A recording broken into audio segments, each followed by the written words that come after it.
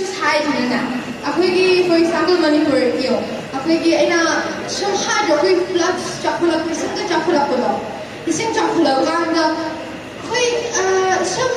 ni miyam yum kai hills long do la hadana yum tek ko miyam yawidana yam ma khot pa atugi justice manipur da kamana justice akhoi achumba do akhoi some ni mang yare atugi compensation do akhoi